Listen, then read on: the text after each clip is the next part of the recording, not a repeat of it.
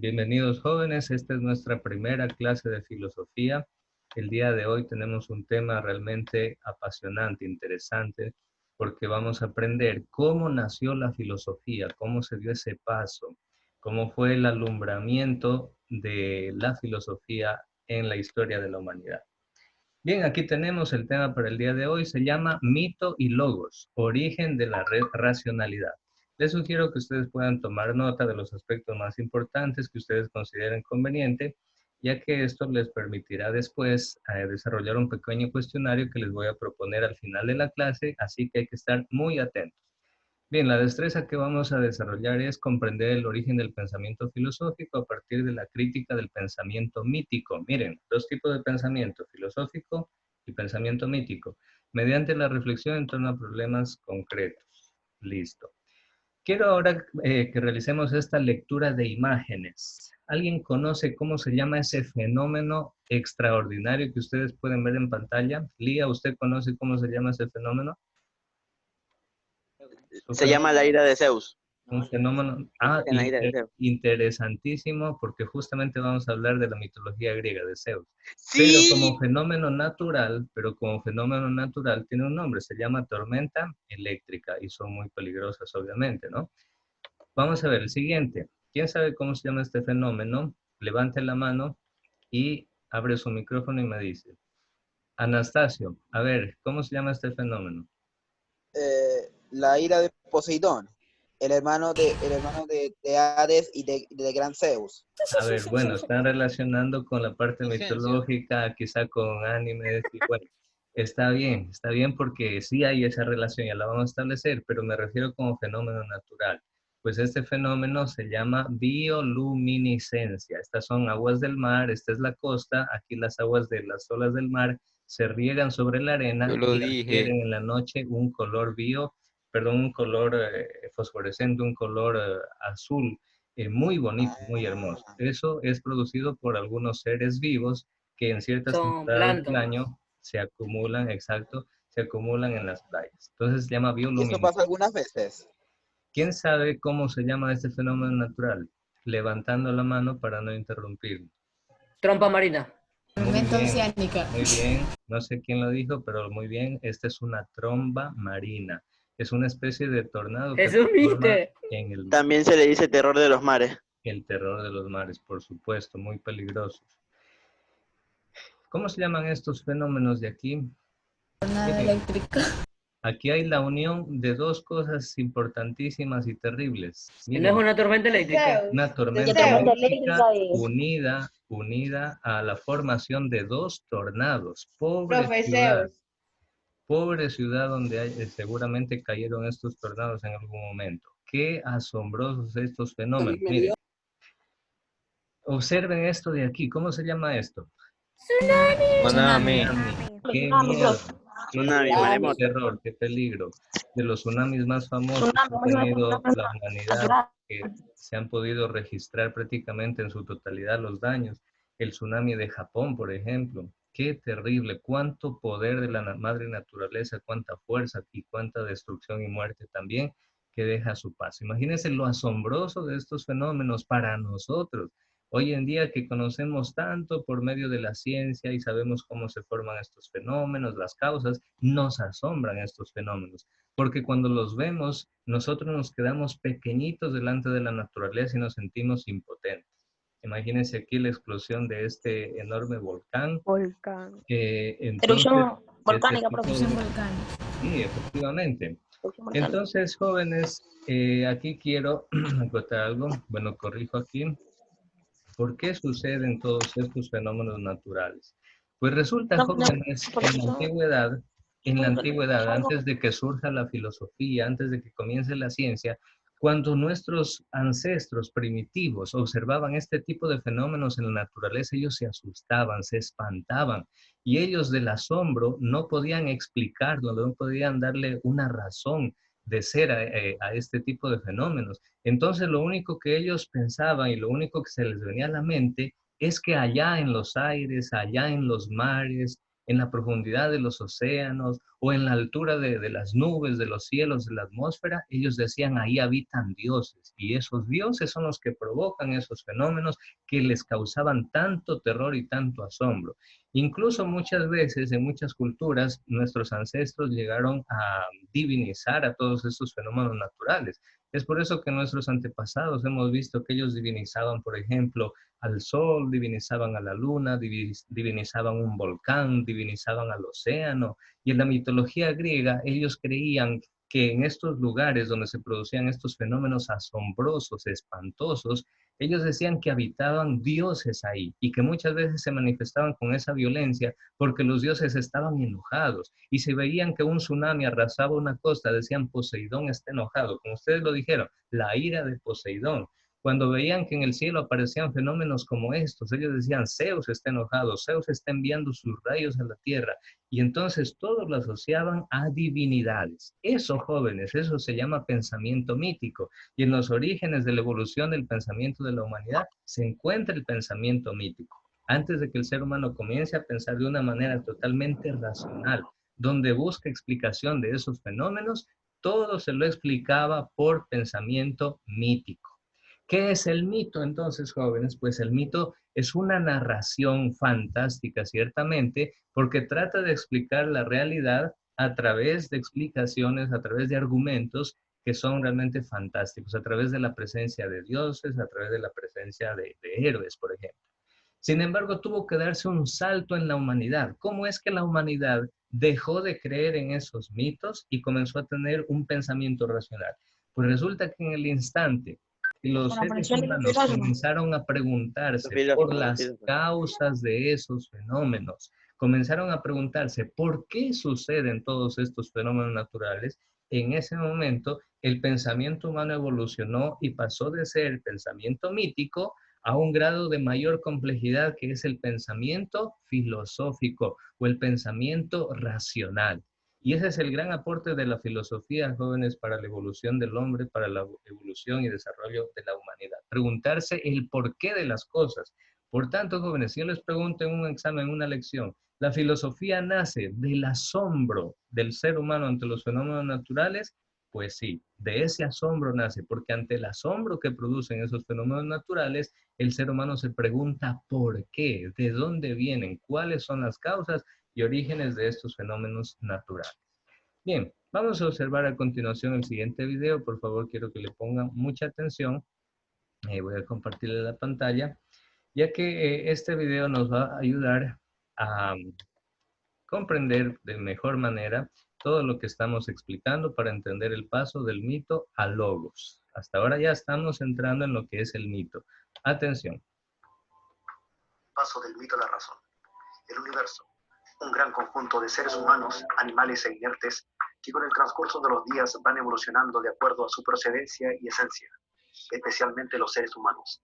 Seres que desde el primer día que existieron y pisaron la Tierra han surgido en ellos cuestionamientos del porqué y cómo sucedían ciertos hechos a su alrededor, ya sea aquellos hechos de carácter natural o de carácter antropológico, por lo que se centraron en la búsqueda de respuestas y por ende a estas preguntas que surgían en ellos cada vez que un hecho distinto, como por ejemplo el movimiento de las cosas, la evolución de los seres vivos, la estructura del universo o el mundo subatómico. Hechos nuevos y desconocidos ocurrían de la nada en el mundo que les rodeaba, por lo que nuestros antepasados en la historia y hasta la actualidad se han visto obligados a entender cómo funcionan estos fenómenos. Antiguamente, los seres humanos y su imaginación creaban seres que eran capaces de explicar cada hecho que ocurría, seres a los cuales llamaron dioses. Existían dioses para cada cosa. Se creía que cada hecho ocurría porque un dios así lo quería, por su enojo o por simplemente porque así lo destinaban ellos. Las lluvias, los terremotos, los incendios, las enfermedades, cambios en la naturaleza, etc., se debían aceptar y vivir en base a lo que los llamados dioses así lo decidían, debido a que ya estaba escrito y las personas no podían hacer nada para poder cambiar esta situación. Fue así como existió la creencia en el destino y no existía nada más que pudiéramos hacer para contradecir el destino o a los propios dioses. Pero existió un tal día en que Tales de Mileto dio surgimiento a la revolución con... Ojo con este nombre. A ver, lo voy a repetir estos minutos. Ojo con el nombre de este filósofo, porque este hombre se convierte en el primer filósofo de la historia prácticamente. Existió un tal día en que Tales de Mileto ¿Cómo se llama? Tales de Mileto. dio Tales de Mileto. surgimiento a la revolución cognitiva y con la evolución de la ciencia, los nuevos descubrimientos, los nuevos productos tecnológicos se han introducido en el mundo en que vivimos. Los seres humanos hemos desarrollado poco a poco el pensamiento y gracias a la educación a lo largo de la historia hemos dado paso así al pensamiento lógico, al pensamiento racional. Hoy podemos observar aquellos hechos que para el hombre primitivo eran enigmas, ahora son solo hechos racionales. Gracias al desarrollo humano y a las cantidades de maravilla que nos entrega la ciencia, en cada estudio podemos concluir y descubrir que detrás de aquellos dioses existía algo más que una respuesta mitológica. A esto le llamamos el paso del mito a la razón, a creer en algo que posee una evidencia. Grandes científicos como Arquímedes, Galileo Galilei, Nicolás Copérnico, Isaac Newton, Charles Darwin, Albert Einstein y Carl Sagan han contribuido por años en los estudios y nos han facilitado el descubrimiento de la realidad, de que cada cosa tiene una explicación lógica, una evidencia, una base y un porqué de cómo suceden las cosas. Gracias a los trabajos y aportes de estos hombres especializados en buscar respuesta, ha logrado que el mismo hombre encuentre su lugar en el universo y que pueda así mismo explicar el mundo, que detrás de cada hecho hay una razón, una explicación lógica. Es decir, que las cosas no suceden por decisión de un Dios, sino porque así su naturaleza y su ciclo de vida se lo permiten. Es así como fueron quedando atrás aquellas explicaciones mitológicas y el mundo dio paso a las explicaciones con razones fundamentadas en el pensamiento lógico. Es importante destacar que el paso del mito a la razón comienza con los presocráticos alrededor del siglo VI a.C., en donde buscaban dar la explicación a hechos tan sencillos de por qué llueve, por qué existimos y todos los porqués que se pudieran haber. Es aquí donde nace la filosofía, donde se podía explicar tan sencillamente como el amor al conocimiento, por qué nace el asombro ante el mundo y nuestra propia existencia. Era necesario encontrar respuestas a preguntas e incógnitas, en donde seguramente no tienen importancia, pero para entonces resultó de ser gran hallazgo. La finalidad es cuestionar y mediante el cuestionamiento poner en crisis los sistemas de pensamiento ya establecidos. De este modo se busca generar un nuevo conocimiento y junto con ello abrir caminos a nuevas rutas a explorar. Esto contribuye el origen de nuevas disciplinas científicas y metodologías alternativas. Es por esto que el sentido y la finalidad de la ciencia madre, como es llamada por muchos, busca encontrar la verdad y la razón que se aprenden muchas veces por la experiencia. El descubrir el sentido de lo que nos rodea hace parte del saber de la vida cotidiana, en la medida que adquiere una importancia especial para cada uno de nosotros. La razón también juega un papel importante para el desarrollo de la filosofía, pues esta ayuda a que reflexionemos sobre nuestra manera de actuar para que lo hagamos correctamente y no nos vayamos a equivocar en la decisión que se va a tomar. La filosofía es el aprendizaje de cada día, el conocimiento y la realidad de lo que vivimos. Es la manera de preguntarse a sí mismo qué es lo que se debe hacer y reflexionar acerca de lo que está bien y de lo que está mal. Además, que tiene como fin la búsqueda de la verdad a través de la razón o del logos, como también es llamado. Muy bien, ahí tenemos este video que nos ayuda a comprender todo el tema que estamos abordando. Ahora voy a pedir la participación de algunos de ustedes. Esto es participación en clase. Yo lo voy a ir registrando aquí en mi computadora como participación en clase. Así usted va ganando sus puntos en participación. Bien, lo vamos a hacer en orden alfabético para que todos puedan participar y no se quede nadie sin contribuir a la clase. Le voy a hacer algunas preguntas sobre el video y sobre lo que hemos estado conversando hasta el momento. Para ello voy a compartir la pantalla para que ustedes puedan observar también lo que voy registrando. O no, más bien, yo tengo esta lista, más bien quiero que visualicen las preguntas que le voy a hacer. Listo. Voy a preguntarle, por favor, desbloquee el micrófono, Sheila Augusto. Sheila, usted nos va a compartir en torno a la primera pregunta. ¿El pensamiento humano ha evolucionado o siempre ha sido el mismo? ¿Qué nos dice Sheila? Yo creo que sí, o sea, porque no solo el pensamiento, sino las cosas que hemos creado. Ah, ya, muy bien. No solo el pensamiento, sino las cosas que ha creado, ¿verdad? Muy bien, Sheila. Buena respuesta, efectivamente. Observen el gráfico. Biológicamente, una de las teorías quizá tiene mucha aceptación pues dentro del ámbito científico es la teoría de la evolución del hombre, donde se afirma de que probablemente nosotros descendemos de una especie de homínido que se desarrolló mucho más que los demás primates, y así se ha desarrollado el cuerpo y sobre todo el cerebro, la mente humana. Por tanto, como dice Sheila, el ser humano ha evolucionado no solo en la mente, sino incluso en su cuerpo y en todas las cosas que el ser humano ha podido crear gracias al desarrollo de su mente. Muy bien, segunda pregunta, le voy a preguntar a Alberto. Alberto Alvarado, Carlos Alberto Alvarado. Eh, Cuéntanos, Alberto, ¿tú qué crees? ¿Cuál es el papel que cumplió el asombro? Esa capacidad del ser humano de asombrarse, de decir, wow, esto es impresionante, o esto me supera, esto es increíble, nunca había visto algo así.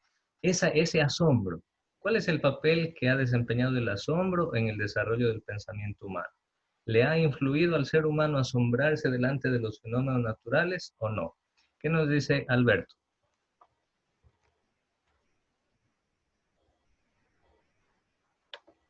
¿Sí me escucha, Alberto?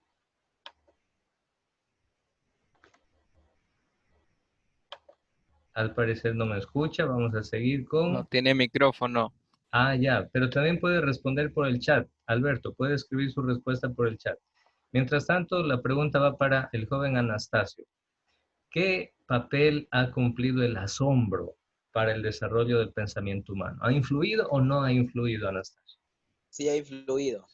Muy bien, ¿y cómo es esa influencia? Cuando tú sientes asombro por algo, ¿qué sucede en tu mente? ¿Qué busca tu mente delante de eso que te causa asombro a ti? Este, es difícil explicarlo. ¿Ya? Pero más o menos, ¿puedes darnos una comparación, un ejemplo? Es que cuando tú ves todo esto, siente que tú no tienes palabras para describir lo que estás mirando. Ah, ya, no, es como quedarse atónito, impresionado, ¿verdad? Esto sí, a eso me refiero. Ya, gracias Anastasio por tu participación. A ver, a la señorita Leslie Becerra, cuando una persona siente asombro por algo, si usted viera un fenómeno natural que la impresiona, que nunca hubiera visto, ni en el internet, ni en YouTube, ni en ningún lado, si usted viera un fenómeno espectacular, ¿qué pensaría usted? ¿Qué le gustaría hacer o conocer de ese fenómeno? ¿Cómo sucedió? ¿Qué es lo que significa? Ya, bien, Gabriel. Ajá, esa es una buena respuesta. Pero vamos a darle la palabra a Leslie. A ver, Leslie, dinos tú con tus propias palabras. De saber cómo surgió, cómo es posible que eso haya pasado. Muy bien, es decir, preguntarse por las causas, por el porqué de las cosas. Excelente, Gabriel y Leslie. Efectivamente, jóvenes, y de eso se trata la filosofía, de preguntarse el porqué de las cosas, por qué están ahí, de dónde surgieron y cuáles son sus causas. Muy bien, entonces vamos a continuar un poquito más. Tenemos claro ya entonces que el mito, observen por favor la lámina, tomen nota, estas partes son importantísimas. El mito es una narración que tiene como protagonistas a dioses y son creados los mitos para tratar de explicar una realidad de forma fantástica. Eso ya lo tenemos claro, ¿verdad? Pero en cambio, ¿qué es el logos? Porque dijimos que el ser humano ha evolucionado su pensamiento y pasó del mito al logos. Entonces, ¿qué es el logos? Pues el logos es una explicación racional de la realidad basada en argumentos, en pruebas, en razones, en comprobaciones. Entonces, el logos tiene que ver automáticamente con la razón. Mauro está levantando la mano. ¿Me quiere decir algo, Mauro?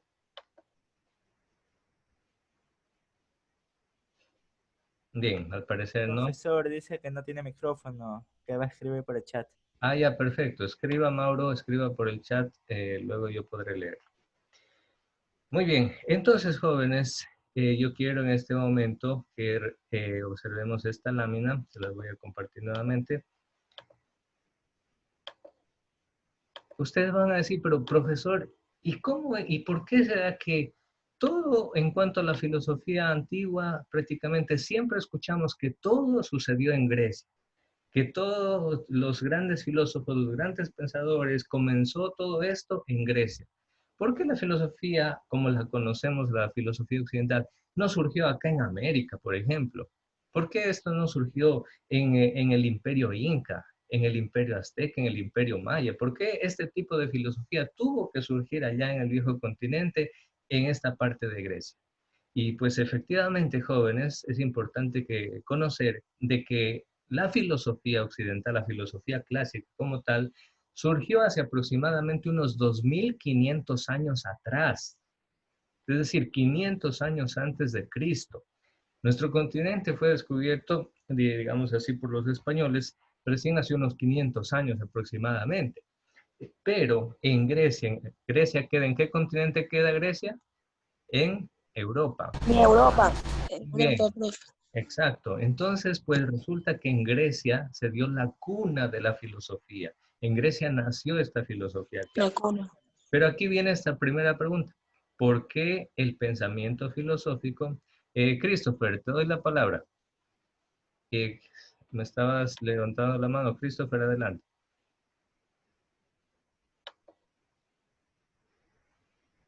Profe, Sí, adelante. o sea que la filosofía es la historia que estudia que estudia los dioses y los fenómenos naturales. La filosofía. O sea, es la materia que estudia a los dioses. No, Anastasio, más bien esa sería la mitología. La filosofía Ah, tiene que ver más bien con el logos, es decir, con el pensamiento racional, con el preguntarse por el porqué de las cosas. sí, pero es que Bien, como usted estaba hablando de los dioses del Olimpo, yo creí que esa era la filosofía, así como Platón. no, más bien ese fue el inicio del pensamiento humano, Anastasio, y después del mito comenzó la filosofía como tal. La filosofía. Ah, Después entendí. del mito. Sí, sí, muy bien. Entonces, jóvenes, les decía, retomando la pregunta, ¿por qué el pensamiento filosófico surgió en las regiones insulares costeras de Grecia? Pues, jóvenes, hay una particularidad especial con el continente griego y es la siguiente. Bien, es la siguiente que quiero mostrarles en el mapa. Eh, Visualicen, por favor, dónde se ubica el continente europeo y sobre todo el país de Grecia. Aquí tenemos un pequeño mapa para visualizar. Observen ustedes, en este cuadrito verde acá, en el mapa de la izquierda, en esta parte se ubica Grecia. Y si ustedes se dan cuenta, es un país costero, es un país que tiene muchas islas y es un país que tiene mucha región y perfil costanera. Y además su ubicación geográfica es estratégica, porque mire, está prácticamente en la unión de tres continentes. Aquí está Europa y Grecia pertenece incluso actualmente a lo que es Europa, pero hacia acá, hacia la derecha, comienza el continente Asia. asiático, comienza Asia. Asiático. Esta parte de Y aquí abajo África. se llama Medio Oriente. Y miren, hacia abajo está el continente africano. Es decir, prácticamente desde la antigüedad y por su ubicación geográfica, Grecia siempre fue un punto clave donde todos los viajeros que surcaban el mar Mediterráneo, que es este de aquí, para trasladarse de Medio Oriente hasta Roma, la capital del Imperio Romano, para trasladarse de Medio Oriente a estos lugares, a Iberia, a la península ibérica o a otros lugares o para trasladarse a esta parte de África, por lo general tenían que navegar y pasar por las islas o por las costas de Grecia donde se abastecían de alimentos, de agua, etcétera, y de ahí continuaban el viaje sea a Europa o sea a África. Y cuando los europeos querían llegar acá a Medio Oriente, igualmente tenían que hacer escala en Grecia, en sus islas, para ir a abastecerse de alimentos y continuar su viaje.